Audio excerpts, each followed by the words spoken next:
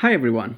Today I am sharing 11 different berries that I'm growing in my usual sized suburban garden.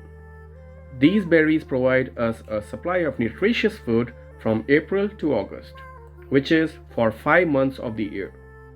And yes, I planned it this way intentionally to make sure my urban food forest yields something each month.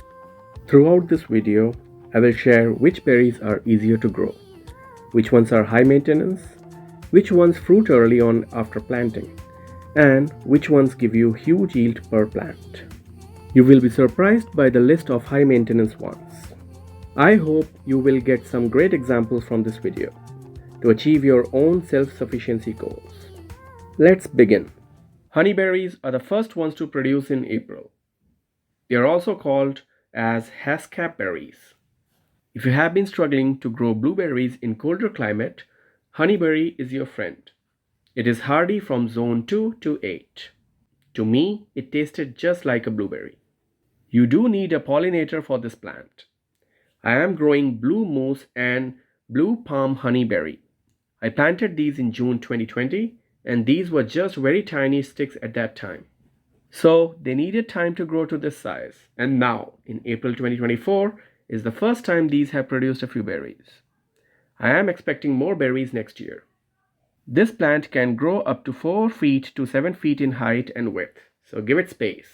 This berry is relatively low maintenance. Hinnomaki red gooseberry. It is an exotic type of gooseberry. It starts making fruits as soon as spring starts.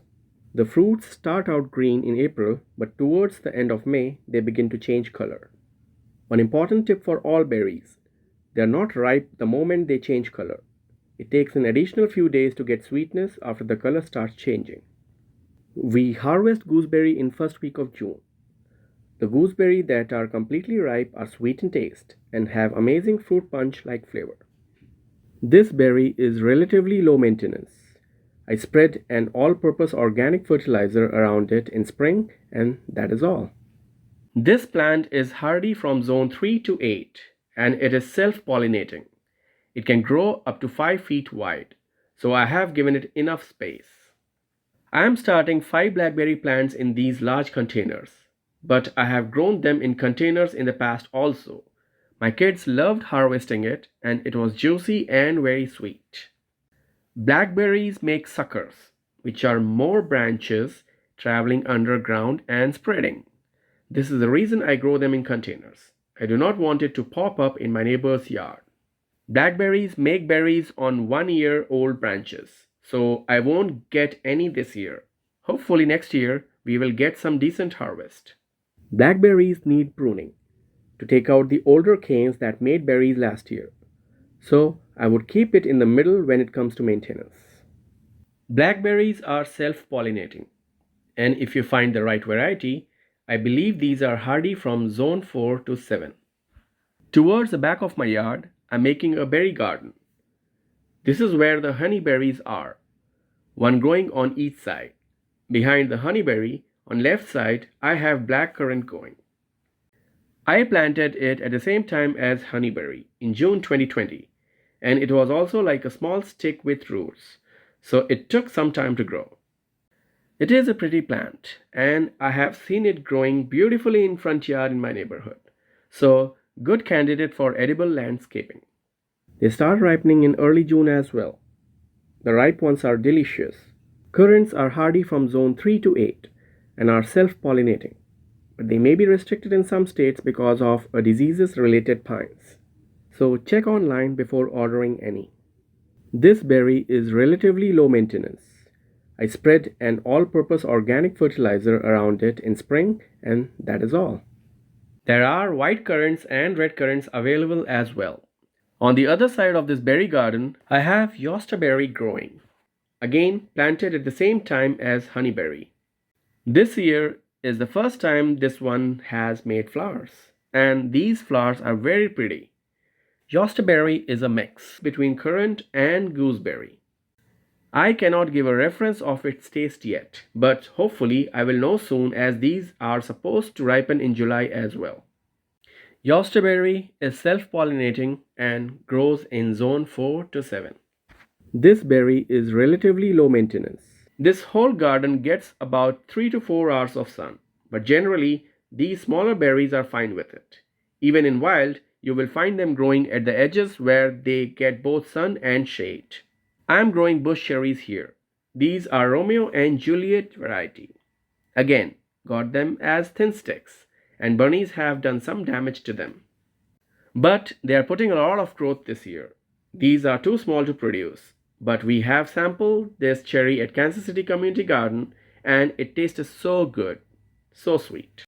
Eventually, these will grow 5 feet wide and 7 feet tall. The amazing thing about these is that they are hardy even in zone 2. They are supposed to provide cherries in mid August. Bush cherries are self pollinating, but I've got two for each side of this patch. I will plant some flowers in between the two. I am growing raspberries in containers on my deck.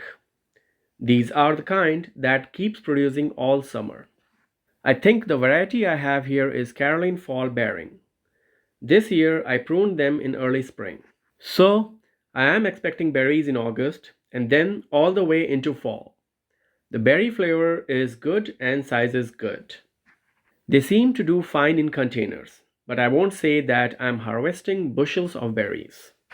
They do make suckers, which is why I have them in containers, so that they don't spread around. Raspberries are self pollinating, and with right variety, you can grow them from zone 3 to 8.